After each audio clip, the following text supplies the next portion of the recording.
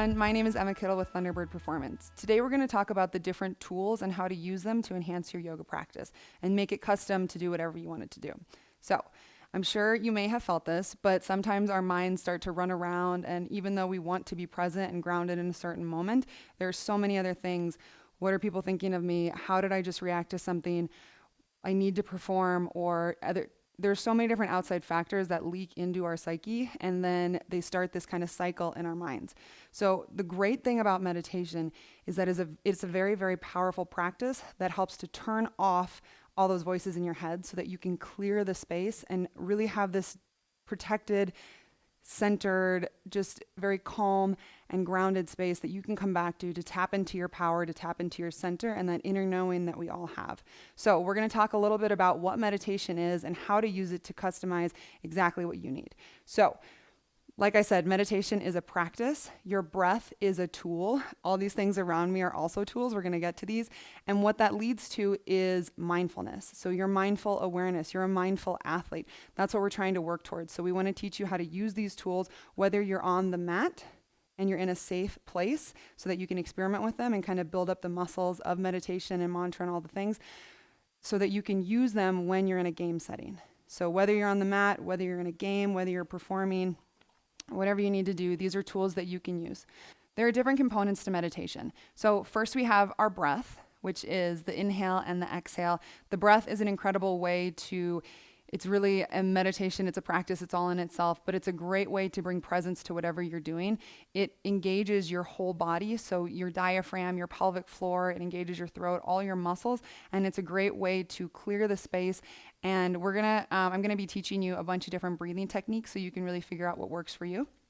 The next technique I want to teach you is called a mudra. So a mudra is any type of hand placement. It's like a position, but it's intended for a certain energy.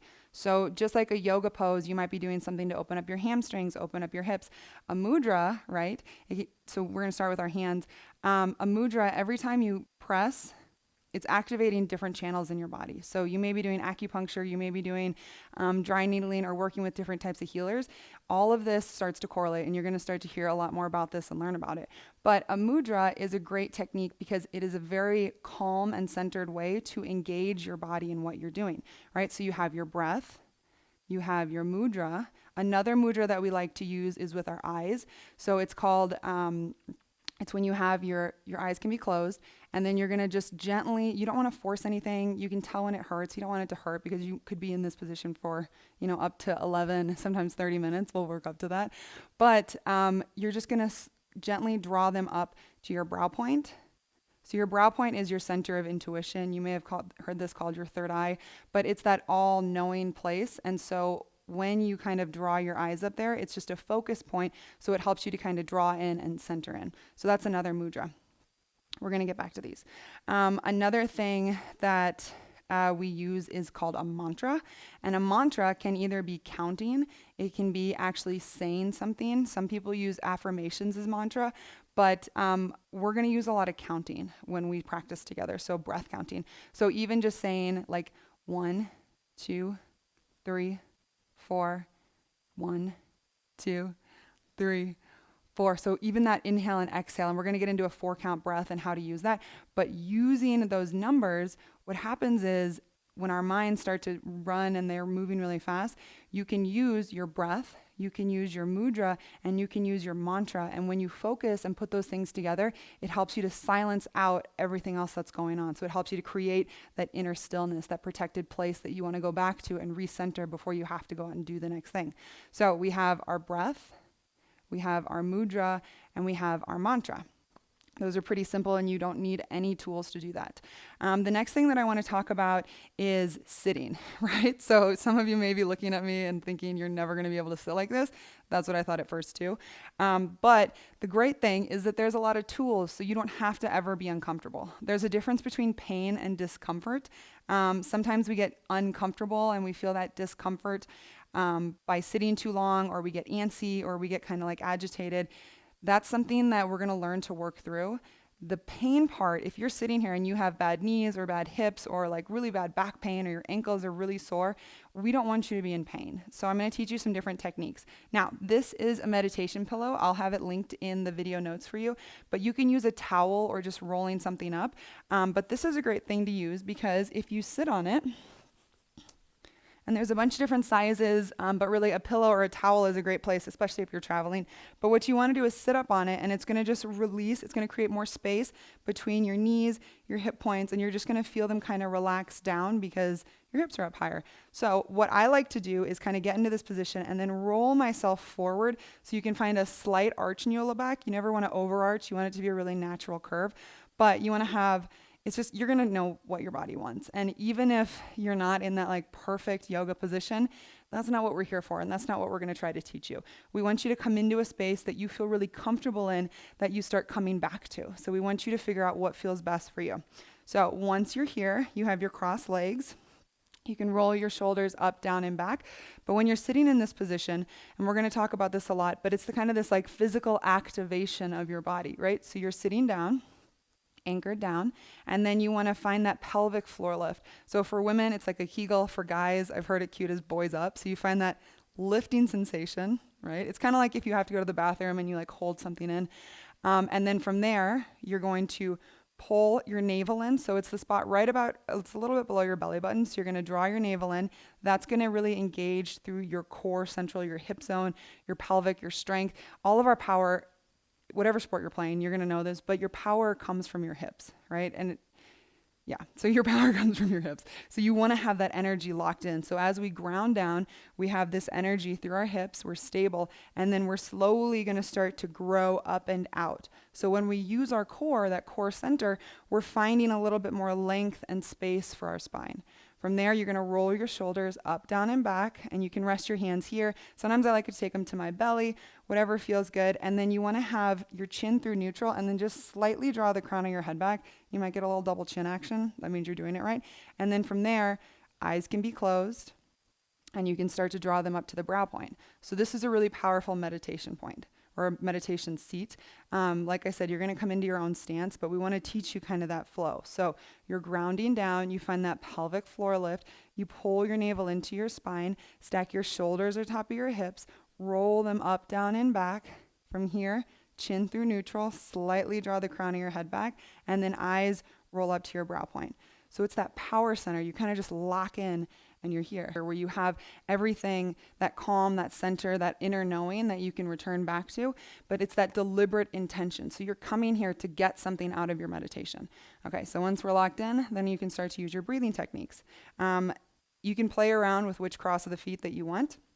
Another seated meditation pose that we might use is rock pose. Now, if you have any ankle injuries, this might be very painful for you. So once again, you can roll up a towel, or you can take a pillow and sit like this.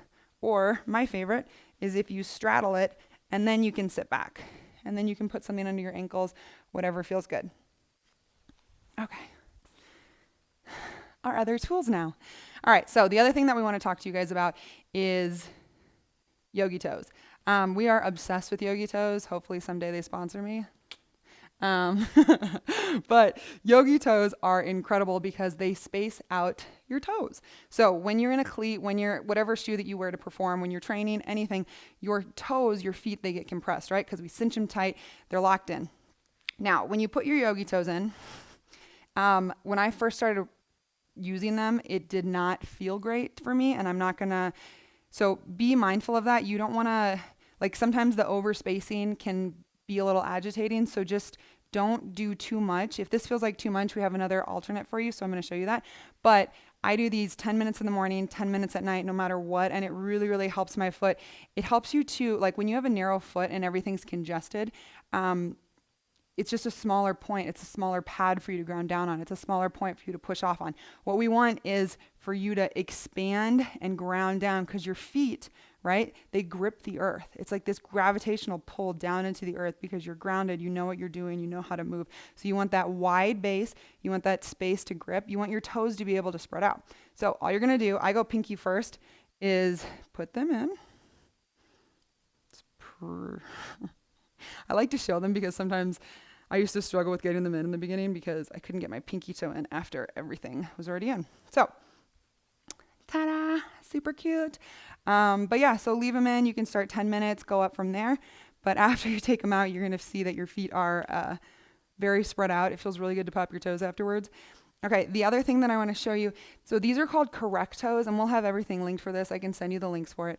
But correct toes are smaller. And the cool thing about correct toes is that you can actually wear them when you train. And we know a ton of guys who actually do wear these when they run, when they walk, when they play in actual games.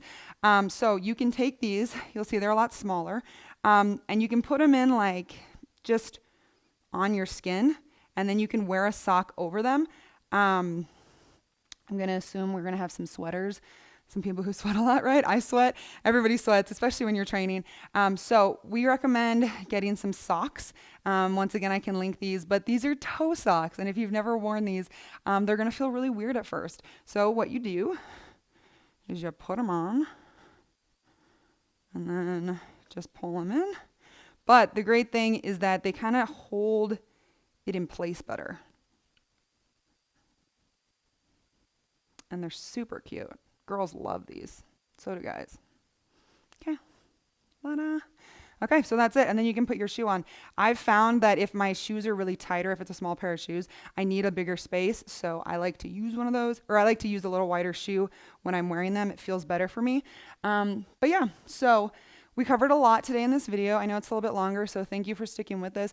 But just know that all of these tools, they're tools in your tool belt that you're building up so that you have this mindfulness practice with you at all times. So we want you to know that you are an empowered, intentional, mindful athlete, and that you have that mindful awareness within you anytime you want to access it. So anytime you're feeling like a little bit distraught or a little bit high strung, or maybe your emotions are starting to like really peak and valley, and we want you to have the tools so that you can come back to that inner stillness. So that you're neutral, so that when something good happens, you're ready to go to the next thing. When something bad happens, you're ready to go to the next thing. You're just this open sponge of knowing, and that you can just go out and perform and do exactly what you want to do. So thank you for watching. I hope these tools help you. And if you have any questions, feel free to reach out to us. Namaste.